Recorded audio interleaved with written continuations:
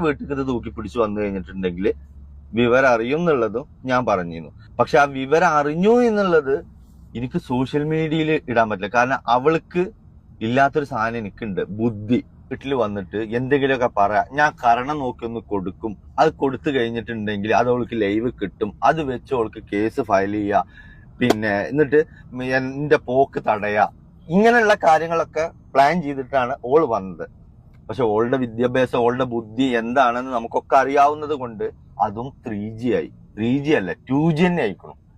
ഇന്നലെ അവള് താമസിക്കുന്ന ഹൗസ് ഓണറെ ഞാൻ കണ്ടു. ആ സ്ത്രീയോടും കാര്യങ്ങൾ സംസാരിച്ചു. ഞാൻ അവളെ പുറത്തൊഴിവാക്കാനോ മറ്റേ അവളെ ഒഴിവാക്കാനോ ഒന്നും ഞാൻ പറഞ്ഞിട്ടില്ല കേട്ടോ.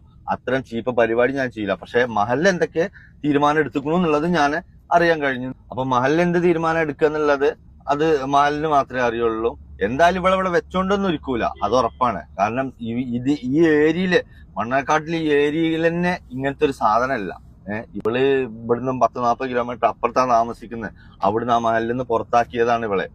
അപ്പോ പെട്ടിയും പ്രമാണം എടുത്തിട്ട് വന്നിക്ക. ഇവളെ മെയിൻ പരിപാടി എന്താ അറിയോ, ഇവള് ഇറക്കി എന്നുള്ളൊരു ഇത് വരുമല്ലോ. അപ്പൊ അങ്ങനെ കെട്ടിയോളും വന്നു ഇനിയുള്ള വീഡിയോസ് അവനിക്ക് അതിലൂടെ അങ്ങോട്ട് വാരാലോ.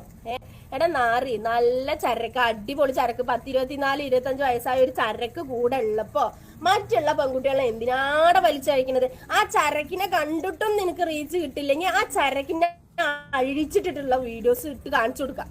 എന്തായാലും നീ നാട്ടിലുണ്ടല്ലോ, അഴിച്ചിട്ടിട്ടുള്ള കൂടെ കിടക്കണ വീഡിയോസ് അങ്ങോട്ട് ഇടുക, അടിപൊളിയായിട്ട് റീച്ച് ആവും.